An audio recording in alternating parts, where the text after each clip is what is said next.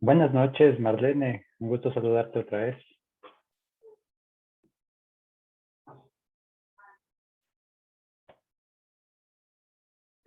Cerrando esto.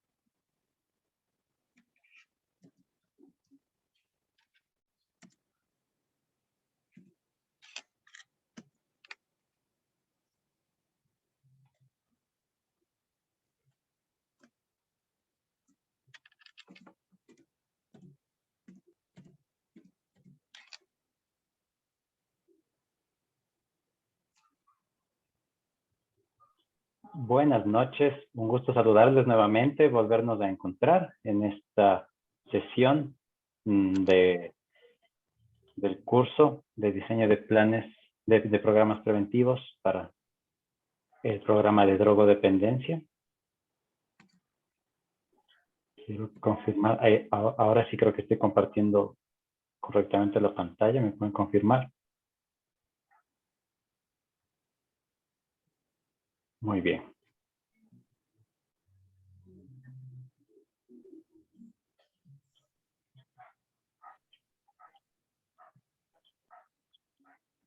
Sí,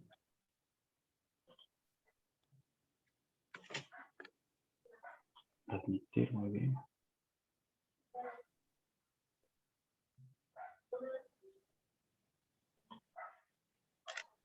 Vamos a compartir. Ya.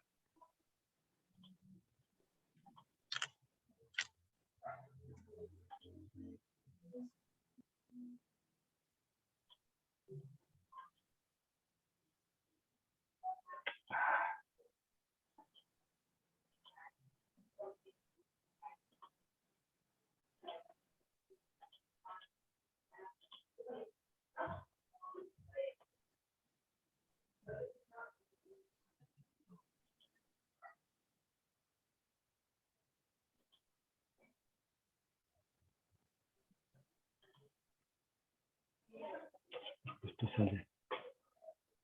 Bien, en la sesión de hoy vamos a trabajar sobre el siguiente temario, ¿sí? Vamos a revisar lo que corresponde a los protocolos, rutas y protocolos de actuación en caso de detectar un caso de consumo de drogas, ¿sí? Por otro lado, también tenemos un documento sobre el protocolo de atención integral del uso nocivo de alcohol, tabaco y otras drogas, y el reglamento general a la Ley Orgánica de Prevención. Todo el acceso a todo este material se va a habilitar inmediatamente después de la sesión de de esta sesión. En cuanto terminemos de emitir y grabar esta sesión de capacitación, automáticamente vamos a, perdón, inmediatamente vamos a habilitar ya el acceso en su plataforma para que ustedes ya puedan empezar a revisar el material. Le doy la bienvenida, Mari, bienvenida Marlene también, gracias por conectarse en este tiempo. Y empezaremos entonces a dialogar acerca de la primera parte que tiene que ver con las rutas y protocolos de actuación. ¿De acuerdo? Entonces, perfecto. Cuando nosotros estamos, cuando vamos a definir las rutas de actuación o qué es lo que vamos a hacer cuando identificamos un caso de consumo, primero, la prioridad es que nosotros necesitamos trabajar la parte afectiva de la persona, puesto que una persona que accede o incide en consumo de drogas, ¿sí? Es porque está su parte afectiva está teniendo algún tipo de impacto, un impacto negativo, y por tanto, nosotros como interventores necesitamos precisamente empezar por ese lado. Preguntar qué es lo que le ha pasado, cuáles fueron sus motivaciones para ejecutar el consumo, ¿sí? Y abordarle desde ese lado. Otro punto que también es importante consiste en conducir al paciente para reconocer su adicción, ¿sí?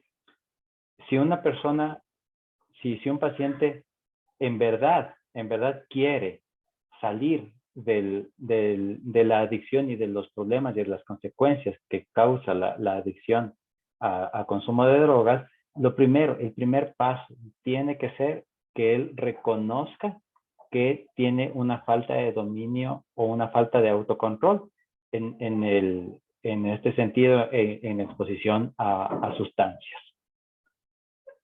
¿Sí? Cuando se tiene ese primer paso, es mucho más fácil nuestra intervención desde el punto de vista terapéutico. Ya en el contexto escolar, cuando una persona, cualquier persona, identifica que un estudiante está no solo consumiendo, sino comercializando cualquier tipo de drogas, necesitamos que den aviso inmediato a una autoridad. Puede ser una autoridad, un docente o un administrativo de la institución educativa, ¿sí? Porque esta autoridad es la encargada de canalizar el caso al Departamento de Bienestar Estudiantil o al Departamento de Consejería Estudiantil, ¿sí? Es el DC quien se encarga de elaborar el informe y emitirlo, ¿sí? Dependiendo de la gravedad, de la reincidencia, dependiendo de los factores que dentro del DC se van a determinar, este informe puede ser remitido hacia la autoridad máxima de la institución educativa, puede ser el rector, el director, una junta directiva, si fuera el caso, o este informe también, como otra opción, puede ser remitido directamente a la Policía Nacional para que ellos desde su logística interna continúen con el procedimiento. Y aquí, en esta parte, voy a hacer una primera pausa, ¿sí? Para preguntarles, tengo aquí a Mari y tengo a Marlene, que están conectadas, ¿sí? Puedes, Mari, por favor, puedes habilitar tu micrófono y conversarnos, compartirnos si tú en tu rol profesional has tenido alguna experiencia en cuanto a estos tipos de intervenciones.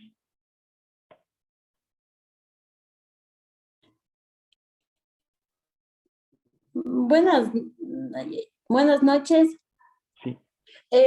No, yo desde mi experiencia, bueno, yo trabajé un tiempo en un centro de adicciones y bueno, desde mi experiencia no me ha tocado trabajar al menos directamente con estudiantes, hablando así en el caso de que nos explica usted en el DES, en el cual le tendríamos que avisar a las autoridades. Entonces no me ha tocado porque yo trabajé solo por un tiempo en un caso, en un centro de rehabilitaciones.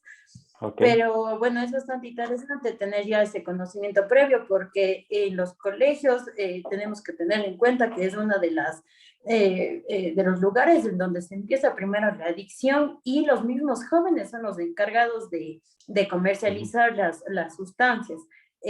Yo tengo como que experiencias personales, cuando yo era joven yo sabía de amigos que vendían, obviamente antes de ser profesional y antes de conocer todo este tipo de cosas. Estoy hablando hace muchos años, yo también adolescente aún no, pero yo tenía conocimiento de quién vendía, quién no vendía y quién consumía. Entonces eso también es bastante importante eh, porque desde ahí, desde los colegios y lamentablemente a veces desde la escuela, empieza todo el comercio y todo el microtráfico, por así llamarlo. Así es, totalmente de acuerdo, Mari. Las instituciones educativas se han convertido lastimosamente en un escenario o en un primer escenario donde se evidencia el consumo y comercialización de drogas, ¿sí? Entonces, voy a repetirle la misma pregunta a Marlene. Marlene, ¿tú has tenido alguna experiencia en estos tipos de intervenciones, tal vez? Sí, muy buenas tardes. Cuando yo recién ingresé a trabajar en el GAD municipal del Cantón Piñas, era como algo que llamaba la atención, ¿no? Entonces yo me presenté en una emisora a hacer conocer que el GAD municipal tenía el departamento de prevención y estábamos dispuestos para ayudar a las personas que necesiten, tanto estudiantes y como todo. Y vinieron las llamadas a decir que sí podíamos trabajar en los colegios, que sí podíamos ir a ver. Yo les dije que sí. A los 3 días de eso llegaron padres de familia a decirme a mí que en tal colegio hay chicos que consumen y venden. Entonces yo pedí la ayuda a lo que es la DINASE, porque teníamos que trabajar en conjunto. Pedí la ayuda a la DINASE para ir al colegio y en verdad constatamos que habían chicos que vendían, chicos que consumían, pero ahí tuvimos un problema, porque los DS no nos dejaron ingresar. Dijeron que teníamos que pedir autorización al distrito de zonal para poder ingresar, que porque íbamos a vulnerar los derechos de los jóvenes. Entonces, usted sabe que cuando ya hay esas trabas, uno lo que hace es retirarse, porque no hay cómo entrar a la fuerza porque no estábamos autorizados. Así que nos retiramos, pero los padres de familia sí llegaron después con los hijos a mi despacho, a mi oficina, a contarme las cosas que estaban pasando dentro del colegio. Se metieron a una terapia ambulatoria, que eran jóvenes que recién estaban iniciando. Había consumo de alcohol, de drogas, pero se mantiene hasta la vez la traba y el qué dirán del colegio. O sea, ellos por resguardar el prestigio del colegio, ellos no quieren que entremos personas que tenemos conocimiento para poder ayudar a los chicos en prevención, no quieren ellos dar acceso, porque ellos dicen, no, nuestros estudiantes no son, fueron los del otro colegio, que los cambiaron, ellos son. O sea, hay un celo entre las instituciones por el simple hecho de prestigio, dicen ellos. Así que yo sí he tenido experiencia con estudiantes, pero cuando van a mi oficina a hacer la terapia, que van ahí ellos a ver, los papás ya preocupados, todos, y se los ayuda, se los encamina, pero en la oficina. En el colegio no nos permite ingresar. Hasta ahí nomás podría comentarle. De acuerdo, Marlene, muchísimas gracias. Sí, precisamente como parte de la información del tema que nos corresponde para esta parte de la capacitación, precisamente vamos a ver cuáles son los requisitos que se necesita para poder hacer la intervención en la institución educativa. No es solamente un tema, como tú lo mencionas, oportunamente, que hay instituciones que cierran las puertas a estos tipos de investigaciones por cuidar un prestigio, por cuidar un nombre, desde mi punto de vista, sacrificando la situación de los estudiantes que necesitan esa intervención. Entonces, lo vamos a ver un poco más adelante durante esta presentación, y también esa información va a estar disponible en la plataforma para que ustedes puedan también revisar qué es y cuál es el procedimiento correcto, ¿sí?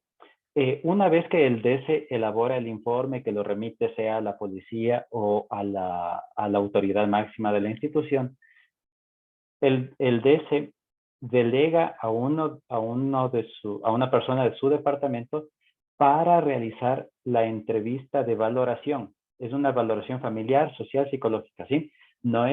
Aquí no estamos haciendo todavía una intervención. Estamos apenas haciendo, digamos, un diagnóstico, estamos haciendo la valoración de estos aspectos en el contexto del estudiante, ¿sí? Posteriormente, se hace ya la intervención. Una vez que se hace esta valoración, empieza la intervención. La intervención va a tener, específicamente cuando se trata de estudiantes, va a tener dos parámetros de intervención. Una intervención, por supuesto, a nivel individual, que va a ser la terapia individual, pero también tiene que existir una intervención a nivel familiar, a nivel de contexto del estudiante. Porque, y esto yo lo vi en una de las instituciones educativas donde tuve la oportunidad de trabajar también, vi que un estudiante que estaba incidiendo en consumo de drogas tenía el contexto de su hogar que generaba o que, digámoslo así, que de alguna manera provocaba esa actitud del estudiante, ¿sí? Entonces, viene el punto, porque un tema es el consumo, ¿sí? Pero otro tema que es más grave es ya la comercialización. Y principalmente cuando estamos hablando de menores de edad, que un estudiante comercialice drogas, ya amerita una intervención más, digamos, más radical, ¿de acuerdo? Porque cuando se detecta o se presume solamente el consumo y comercialización principalmente, este caso ya tiene que remitirse a una junta de protección de derechos. Le damos también la bienvenida a Gaby, que se conectó a la presentación, ¿sí? Y continuamos entonces avanzando con las rutas y protocolos, ¿sí? Aquí viene el punto. Profe, una pregunta. Si, por ejemplo, nos pasa lo que comentó Marlene, ¿no? O sea, que nosotros ya podemos identificar quién comercializa y nosotros seríamos parte de un DS. Bueno, no me ha tocado trabajar en una institución, pero nosotros, como se dice, nos remitimos a una autoridad superior, ¿no? En la cual... y si no quieren hacer nada, o sea, nosotros, ¿qué tendríamos que hacer? No quieren, como decía Marlene, no quieren desprestigiar al colegio. ¿Qué tendríamos que hacer nosotros? ¿Podemos por nosotros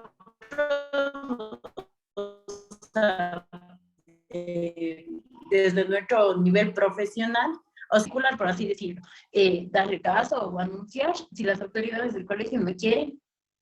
A ver, como veníamos revisando en esta parte, Mari, la primera actuación dentro de instituciones educativas, principalmente en este contexto de instituciones educativas, la primera intervención la realiza el DC elaborando el informe. Este informe es que aquí el criterio del DC todavía no está tan claramente definido en los cuerpos legales vigentes.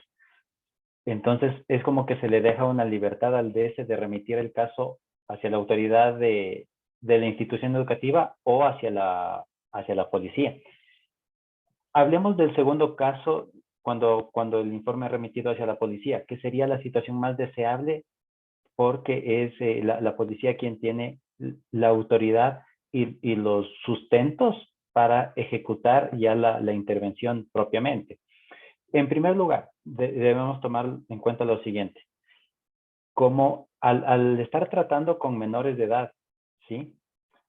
Necesitamos nosotros, bueno, en este caso la institución, la policía, debe precautelar o priorizar la integridad física y psicológica del estudiante. No nos olvidemos que en este contexto estamos tratando con menores de edad, ¿sí?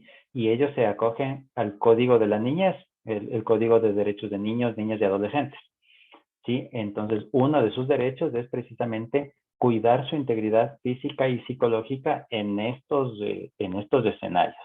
Primera cosa. Segunda cosa, cuando se va ya a realizar la intervención en la institución educativa, tiene que estar presente un fiscal, el fiscal de turno, ¿sí? Porque el fiscal es quien precisamente se convierte, en este caso, en la autoridad máxima del proceso de intervención. Cuando se hace una intervención solamente con policía, si no hay fiscal, si no está el fiscal, entonces es como que la intervención no tiene esa, ¿verdad? Eso. Y otras necesitan precisamente una orden escrita no me acuerdo si es incautación, se fue la palabra correcta, pero es precisamente la orden para que ellos puedan ingresar. Una orden de allanamiento. De allanamiento. Gracias, Marlene. Muchas gracias. Sí, perfectamente. Si no tiene la orden de allanamiento escrita, si no tiene la compañía, la presencia del fiscal, la intervención no cumple todos los requisitos de ley. Sí, y por eso también ya las instituciones, como por ejemplo le pasó en el caso a Marlene que nos compartía, no puede entrar, no pudo hacer el ingreso por falta de la orden o por falta del fiscal. Marlene, pero ¿le escucho? le comento algo. Cuando nosotros quisimos entrar al colegio, no fue a ir directamente donde los alumnos que supuestamente sabían que ellos consumían y ellos estaban expendiendo, sino nosotros fuimos directamente a hablar con las autoridades y a hablar con los directivos del DS. Pero los del DS nos dijeron para que ellos remitan el informe, como usted dice, a lo que es la Junta de Protección o a la Fiscalía o a cualquier autoridad competente o a lo que son los agentes de narcóticos y como ellos eran menores de edad, a la DINASEN. Pero quienes no colaboran son las mismas autoridades del colegio, porque nosotros, yo tenía ya las pruebas, todo de que ahí consumían, ahí vendían, entonces se fue a hablar con la directora del colegio, con los personales del DS, y ellos dijeron que ellos no podían emitir ningún informe, que ellos no, que después los padres se venían en contra de ellos, que los papás sí sabían. Bueno, yo lo que hice es pasar el informe a lo que es la Junta, para que ellos sí pueden remitir al fiscal y pedir todos para ir a hacer. Pero en la Junta me dijeron que ellos no podían también intervenir porque no había un informe del colegio, del DS. Y ahí se quedó, hasta la vez hay problemas, hasta la vez existen, porque los colegios no quieren emitir. Ya cuando hay casos extremos, cuando los chicos han sido detectados afuera del colegio, ellos ahí sí remiten el informe de no dejarlo ingresar al chico. Ahí sí lo discriminan, lo marginan. Entonces ellos recién dicen, este es el que estaba dañando aquí en el colegio, cuando ellos ya sabían que era parte de adentro del colegio. Pero ellos adentro del colegio los podían ver que estaban, a mí me decían, dice, si ellos se encierran, consumen, pero nosotros no podemos decir nada. Pero sí me indignaba, digamos, a mí me indignaba porque cuando ya el estudiante lo encontraron consumiendo afuera, ya no asistía a clases, ya los papás le hacían el seguimiento, yo le mandaba el informe que el chico va a ingresar a un centro terapéutico de adultos, entonces ellos ahí sí aceptaban, pero mientras estaba fuera del colegio, adentro no, adentro ellos ni hacían informes, pedían autoridades, ya le digo, por mantener el prestigio del colegio, pero ellos no se daban cuenta que el incremento iba en aumento, porque no ponían un alto, no ponían un pare. Entonces es lo que perjudica dentro de las entidades educativas, que no se puede trabajar normalmente con ellos ahí. Claro, sí, precisamente como nosotros hablábamos hace un momento, mientras el cuerpo legal no permita o no sea totalmente claro en qué tiene que hacer el DESE con el informe que elabora, es como que estamos muy a la voluntad de ellos, de Marlene y compañeros.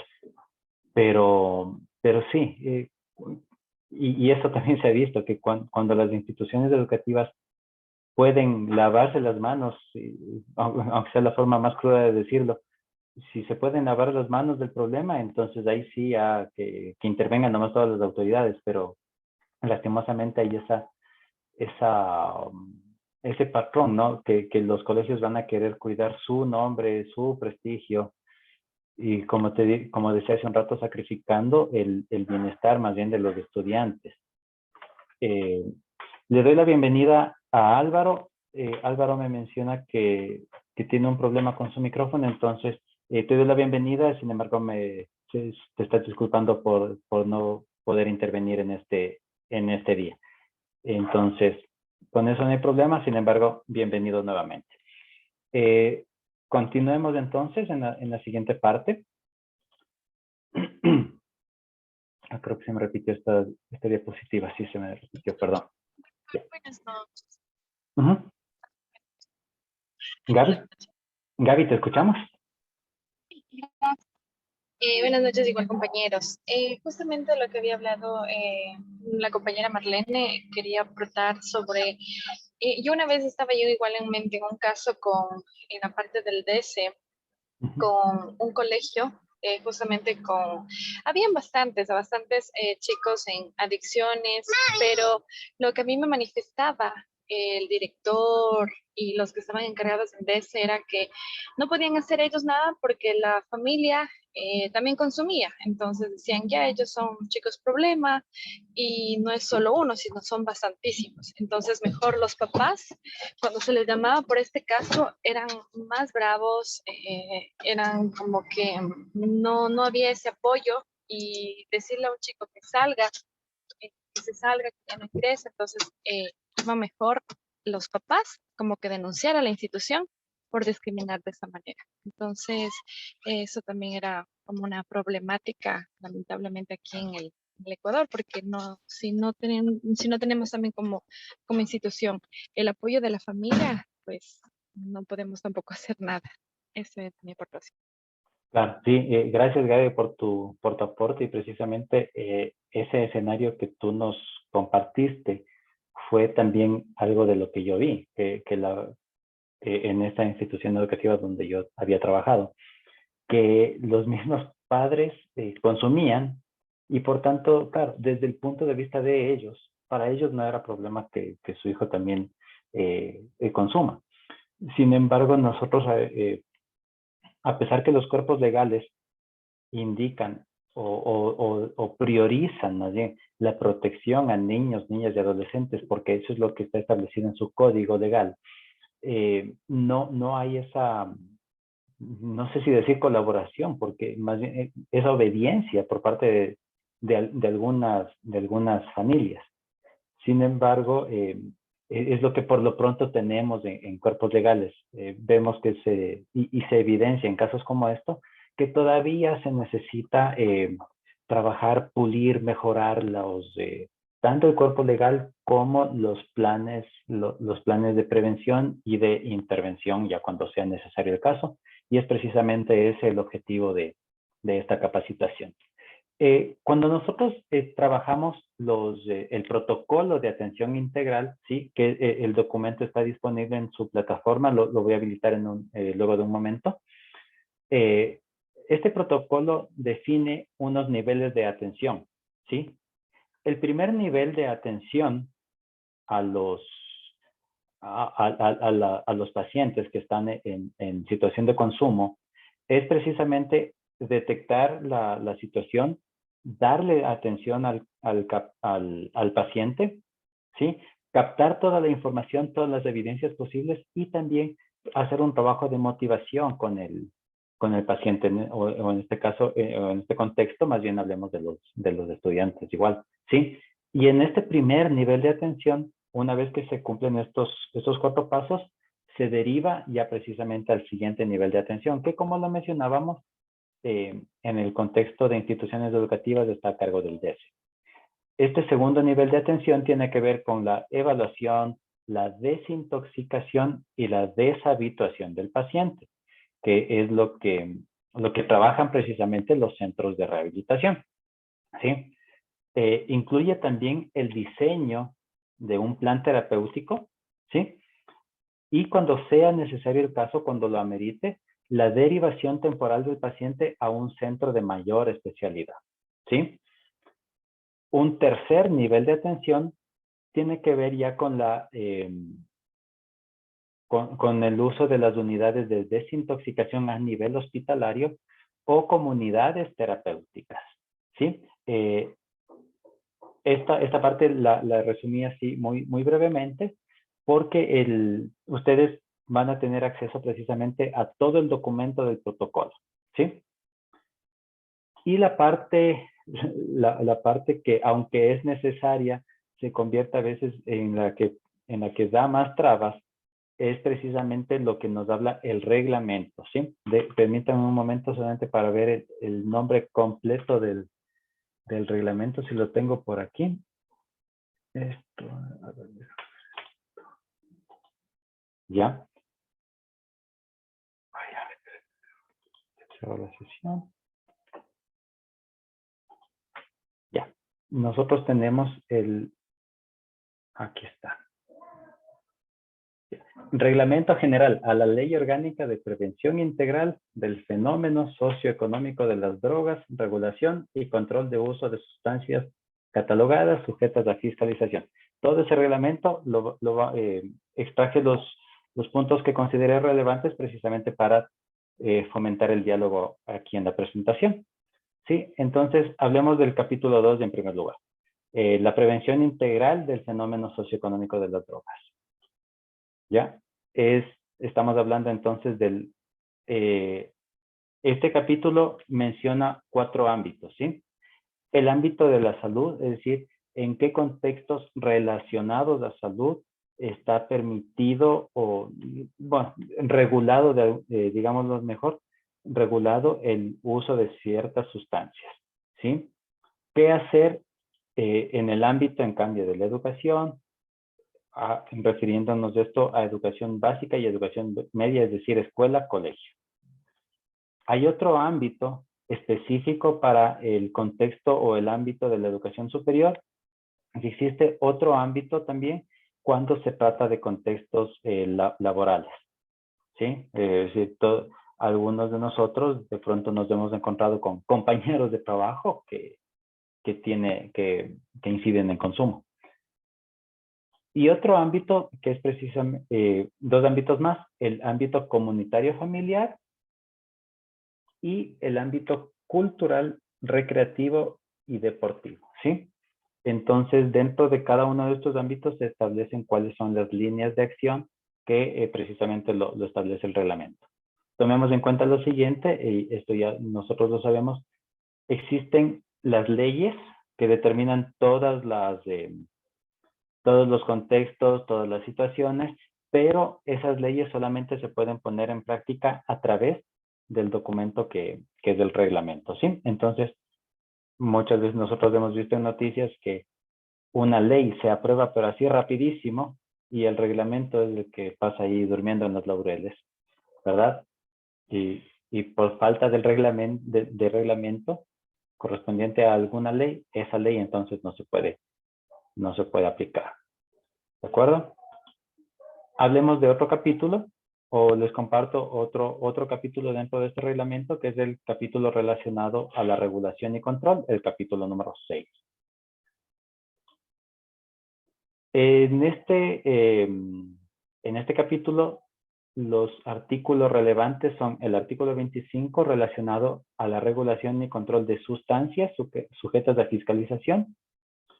El artículo 26 difiere un poco, se trata sobre la regulación y control de medicamentos o productos que contengan esa sustancia, la sustancia sujeta a fiscalización. Es decir, poniéndole en un contexto totalmente diferente, es como que el artículo 25 regula, regula la comercialización de harina, y el artículo 26 en cambio va a regular la comercialización del pan, ¿sí? El pan, como está hecho con harina, se convierte en un producto que contiene esa sustancia.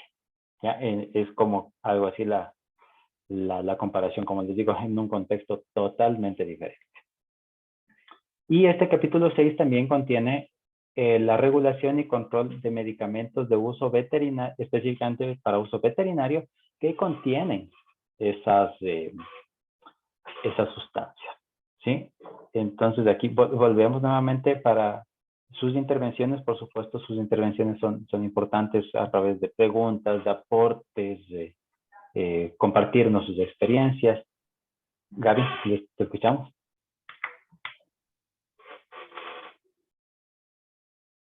A ver, veamos. Gaby, sí, cuéntanos.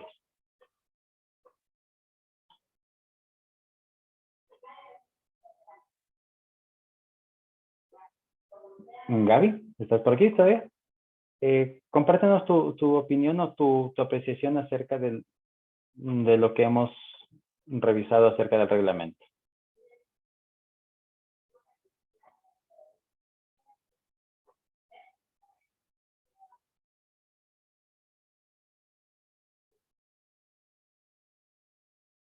¿No? Mari está. Sí, pero Ok. yo tengo una pregunta. ¿Cómo es el artículo 27, más o menos, un poco profundizando sobre los medicamentos de uso veterinario? Déjame revisar si lo tengo por aquí, el artículo para leerlo literalmente, ¿sí? Y Ya. aunque igual ustedes van a tener el acceso igual a todo el documento de reglamento. A ver, sección, no. Artículo, creo que le puse mal el número. Sí, está mal puesto el número. El artículo sobre regulación de medicamentos de uso veterinario es del 26. Entonces, déjame primero permíteme corregir los números de los Es decir, hay medicamentos, Uh-huh. o sea, veterinarios es para los animales, pero que contengan drogas. O sea, esa más o menos iba mi pregunta. Sí, a ver, ya. Te leo lo que dice el artículo 26. Dice, la Agencia Ecuatoriana de Aseguramiento de la Calidad del Agrocalidad, o quien ejerza sus competencias, regulará y controlará la producción, importación, exportación, comercialización, almacenamiento, distribución, prestación de servicios y prescripción de medicamentos de uso veterinario que contengan sustancias catalogadas sujetas a fiscalización. Entonces, existen unas sustancias que son sujetas de fiscalización. Toda actividad que involucre digámoslo así, la manipulación en general de estas sustancias, como ellos lo mencionaban, comercialización, distribución, importación, exportación, cualquier actividad comercial que se realice con esas sustancias o con productos que contengan esas sustancias, tienen que, el reglamento determina que tienen que estar sujetas a fiscalización, ¿sí? A través de la Secretaría Técnica de Drogas, iniciales CETED. Ajá.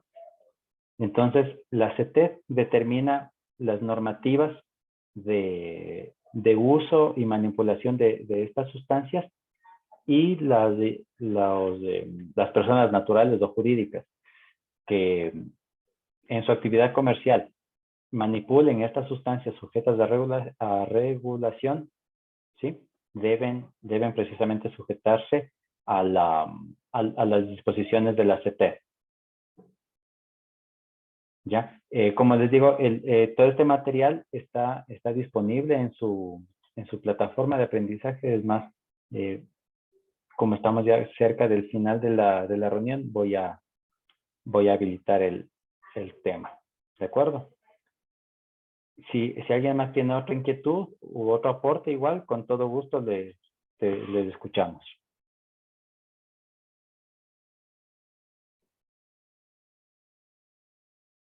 Marlene, tal vez.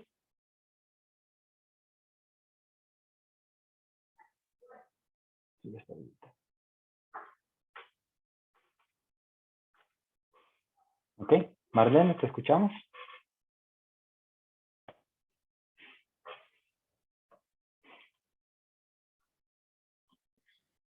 Perdón, tenía un problemita con el audio. Ok. En el último, en el artículo 27, la regulación y control de medicamentos, decía de animales también. De uso veterinario. Ajá. Sí, de uso veterinario. Creo que sí está enfocado porque los chicos cuando ya comienzan a meterse en lo que es drogas, sustancias, ellos buscan lo mínimo que les puede hacer efecto. Entonces, y yo he tenido conocimiento que van y compran medicamentos que son para seres humanos que los venden los veterinarios, como en otro lado no les quieren vender, entonces ellos van y compran porque es el mismo efecto tanto para el ser humano como para los animales. Ya. Entonces, por eso creo que está enfocado el artículo de regulación y control de medicamentos de uso veterinario, porque también les dan uso a las personas que ya son adictos. Usted sabe que una persona adicta se ingenia y busca donde sea. Claro. Entonces, creo que por eso es lo que está ahí. Ese era nomás mi comentario. Sí, perfecto, Marlene. Y precisamente para regular y para controlar el uso adecuado de estos productos es que se necesita el reglamento, pero por supuesto poniéndolo en práctica por parte de todos los actores que intervienen en estos procesos. Sí, entonces todo lo que todo lo que ya tiene regulación, todo lo que tiene, lo que está sujeto a control, estas sustancias sujetas a control, responden precisamente a esos propósitos. Como lo mencionaba Marlene, hay productos que se destinan para una actividad en específico, pero se acaban usando en otra, ¿sí? Y me recuerda en el caso de un amigo, ¿sí? Un amigo personal, que él trabaja en una empresa que es importadora de etanol, ¿sí? Pero la empresa donde él trabaja es solamente importador y ellos han preferido contratar, bueno, más bien, comercializar sus productos a través de otra empresa para precisamente no meterse en esos problemas, porque hubo el caso de, ¿cómo era que me explicaba? Ya, era un tipo de alcohol que es específico para producir unos insumos de producción agrícola, ¿sí? Pero habían personas que lo querían comprar con otros fines. Entonces ellos dijeron, no, o sea, primero sabían a lo que se metían, sabían las consecuencias, ¿verdad? Que les podían hasta cerrar la empresa si hubieran caído en algún delito. Pero me mencionaba, hay mucha gente que, y principalmente las personas cuando están en situación de adicción, como decía Marlene, se las ingenian para conseguir o comprar sustancias que les produzcan los defectos que las drogas producen en el cuerpo humano. Y aparte de atentar contra su salud de pronto en formas muy graves o impredecibles a veces, están ejerciendo un uso incorrecto, inadecuado de estas sustancias, ¿verdad? Entonces, la información de la que hemos hablado en esta presentación ya está habilitada en su plataforma Moodle, ¿sí? En la plataforma de Poliestudios. Ustedes pueden ingresar, revisar todo el contenido y, por supuesto, les animo, les invito para que...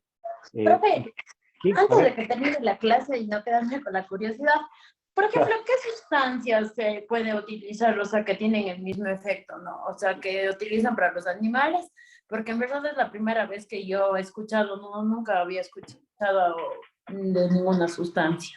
Me tomaste la lección, Mari. Ahí sí, veamos si puedes encontrar alguna información por internet o de pronto si Gaby o Marlene conocen algún ejemplo y nos puedan compartir la información.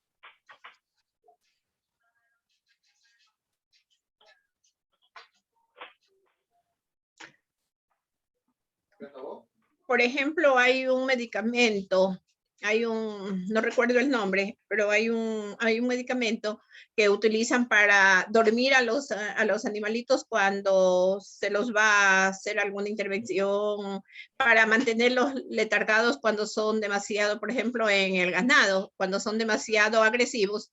Entonces les ponen una cierta inyección que eso los mantiene también a ellos así letargados, tranquilos, y eso también, como ya conocen las personas, van y lo adquieren, pero es para utilizarlos ellos.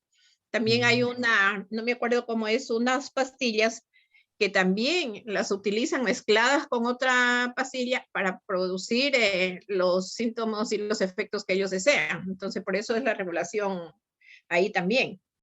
Pero sí existen en lo que es medicamentos de uso veterinario que también son consumidos para esos fines. Básicamente estaríamos hablando de productos que generan un efecto sedante en las personas. Sí, son sedantes. A veces cuando las personas están demasiado irritadas, demasiado ya alteradas, entonces como usted sabe que en las farmacias les venden con receta médica, no les quieren vender, entonces ellos van y compran en los otros lugares y lo utilizan también ahí en las veterinarias. Oh, ya. Ok. Te digo por experiencia propia, porque a mí me tocó de tratar a un chico que él mismo dijo que como no le vendían en las farmacias, él es fácil comprar en una veterinaria. Ah, ya. Tú trataste un caso así.